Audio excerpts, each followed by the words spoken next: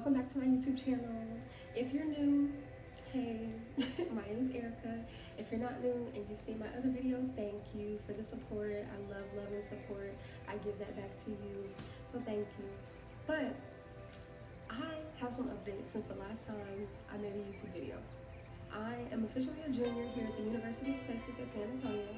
I've been going to UTSA, all of my college career, but I'm actually back on campus this year after being back home for the past year and a half due to that lovely pandemic that we're still in. But I've seen major growth and development in myself personally and professionally. But not only that, that growth and development deflects to others as well. And I see it in my daily actions, I see it in my thought process, I see it in my behaviors, and etc. So I'm very excited to announce that I am officially a finalist for the Spirit of the Roadrunner Program here at UTSA. So if you don't know much about that, it's basically like a homecoming court, So I will be a part of all of the homecoming festives, and I will be on the field for the homecoming game. It's formally known as Mr. and Ms.UTSA, but it's not just homecoming. It's actually a program that lasts for an entire year. So this program basically recognizes students seeking high academic achievement, campus involvement, and community service as well. So I love that I have officially been recognized for that. Out of over 30,000 students here at this lovely institution, there are only 3 finalists. So to me, that's a big thing. I am dressed professionally because we actually just took our headshots today for the lovely program. So if you do go to UTSA, Routing Link should be your best friend. You'll see me on there. That is actually where the voting process takes place. If you are unaware, voting is October 12th through the 13th on Routing Link, so I would greatly appreciate it if you did vote for me. But let's get more into the Spirit of the Roadrunner and what I'm here in campaigning. My platform focuses on amplifying wellness here at UTSA. So UTSA, they have many resources and services that they offer and provide for students, and not just students, but people in general. But I'm basically here to just efficiently and effectively educate anyone interested in wellness. Wellness is not just well-being. Wellness is not just mental health. In order for your well-being to be great and in great standards, you have to have a great understanding of wellness. Wellness is basically the state of being well and in good health.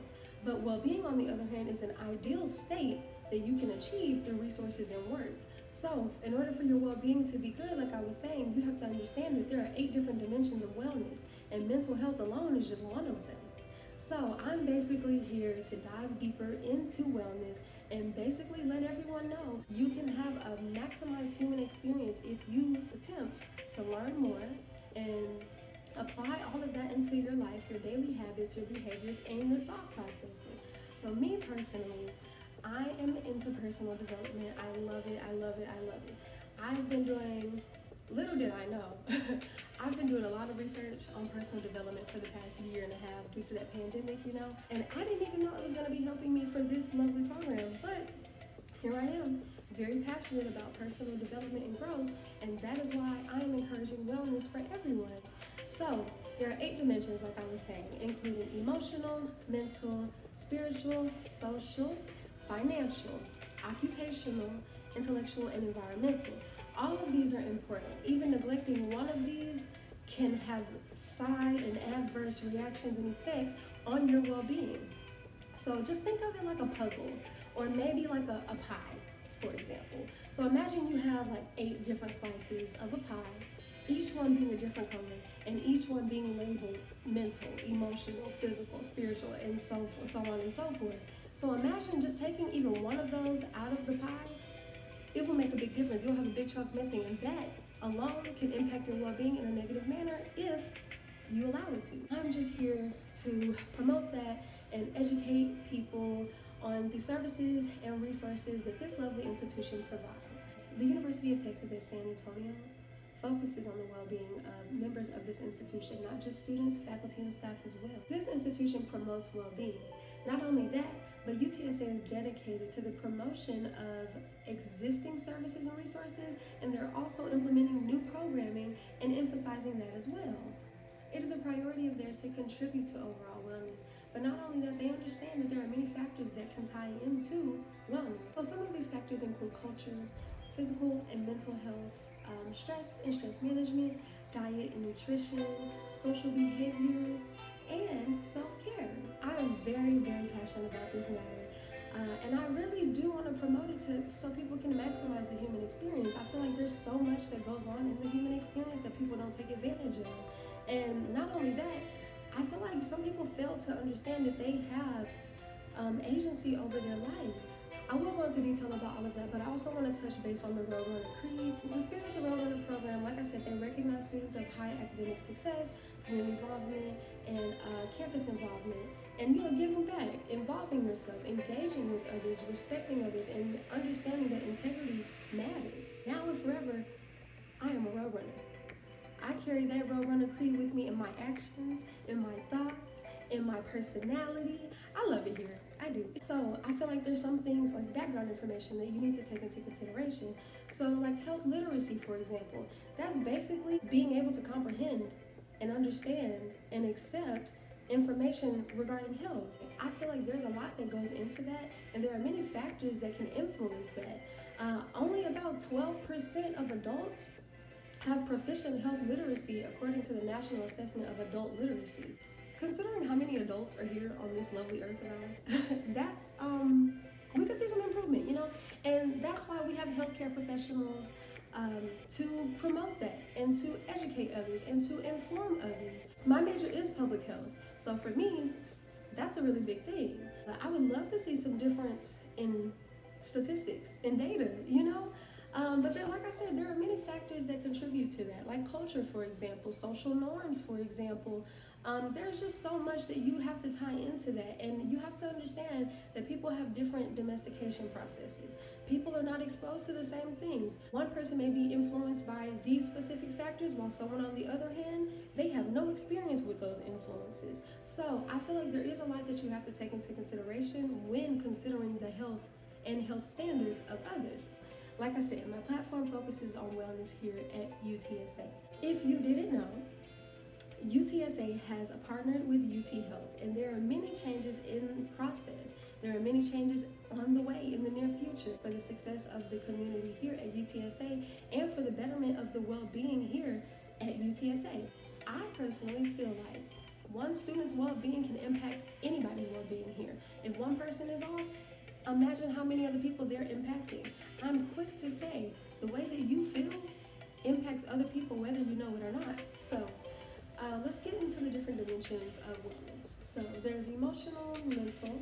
So that focuses on the understanding of your own feelings and effectively understanding how to cope with stress. So I encourage emotional intelligence and allowing yourself to expand in that category of life. I feel like that is really important. Not only does it impact you, it impacts your decision making, it impacts your relationships, it impacts your connections in general. Understanding your emotions, taking time to sit with yourself and assessing them. That's a really big thing. Some people, they don't understand that. They don't take the time to get to know themselves. They don't sit with themselves long enough to gain emotional intelligence. There are many experiences that people encounter that grow their emotional intelligence. Personally, throughout the pandemic, I have had a lot of encounters or experiences. I am literally living in change right now. I adapted a growth mindset, and I am seeing the results of that. So next we have physical. This is really just maintaining a healthy body and seeking care when necessary. I do encourage exercising and working out. This aids in the relief of stress as well. Personally, I have experience with it because I was supposed to be a group instructor here at UTSA, actually a group fitness instructor, and I'm in the process of working on that again to become a group fitness instructor at the recreation center here. And I've seen major improvement in my health physically. I spend time with myself in that manner. Not only does it encourage me physically, but it has boosted my confidence. I often tell people, people's bodies don't fail them. People fail their bodies. There's also spiritual. So this focuses on the development of set values and beliefs that allow you to maintain purpose and meaning in life. The goal is to maximize the human experience. So establishing morals and beliefs and values can greatly impact that in a positive manner. Next, we have intellectual. This focuses on adapting that growth mindset and having an open mind when being exposed to new material, new knowledge, new experiences, and just allowing yourself to expand in these different categories of life as well. So social, that's a really big part of your life. We are social beings, unless you choose not to be, of course. I am a people person, so me personally, my social life is a really big part of who I am, and it's a really big part of my personality. So social really just focuses on establishing relationships with people, establishing sturdy, genuine connections, platonic, professional, and even intimate relationships if you desire. Matter of fact, how do you think your social life has been just within the past 2 months? Have you seen improvement? Are you making genuine connections with people? Are you networking? So next we have environmental. So environmental focuses on living a lifestyle that is respectful for yourself, but not only yourself, others around you and your surroundings as well. Reduce, reuse, recycle. Those are the basics, of course, but there's more to it than just that. Because everything that you do, like I said, impacts others, whether you know it or not. Your social life alone is a part of environmental. Then there's occupational, of course. This is your work, what you do for a living, your career. That focuses on the appreciation of your contributions to your occupational success and your occupational endeavors. That is a really big portion of your life, whether you accept that or not. A lot of people spend a good portion of their day involving themselves with work activities alone. So that is something to take into consideration. And then, of course, there is financial. So this focuses on learning how to successfully manage finances and expenses.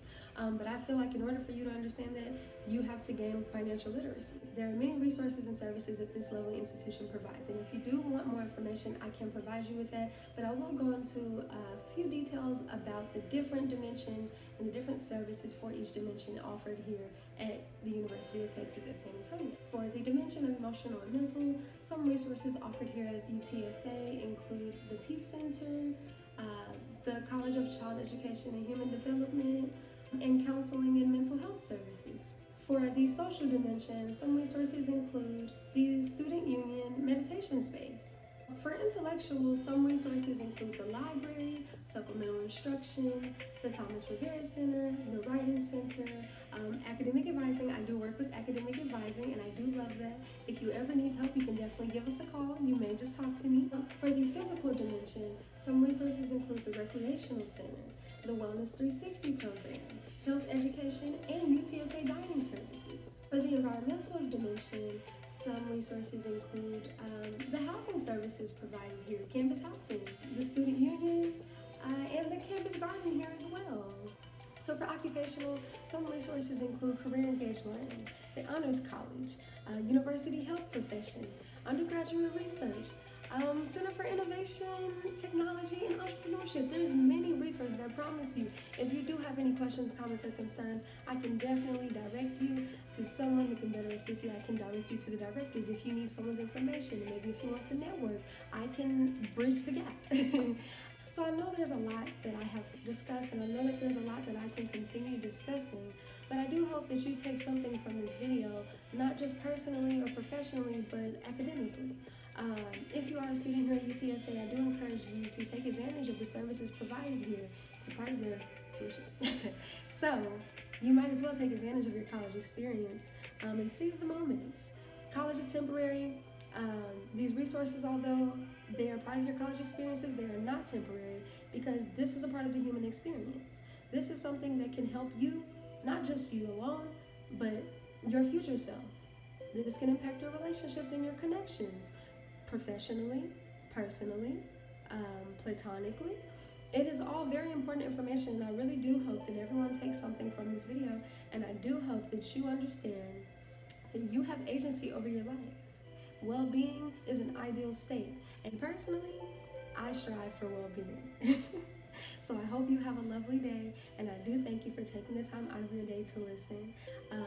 If you have not voted yet, voting is October 12th through the 13th on Rowdy Link. I would greatly appreciate it if you did vote for me, Erica McFarland. So there are 3 finalists this year, and 2 people get to win. We don't find out until the homecoming game, but I do appreciate your support, and thank you for tuning in to my YouTube channel. Stay tuned for more videos, because I'm pretty sure I will be creating more content. Mwah.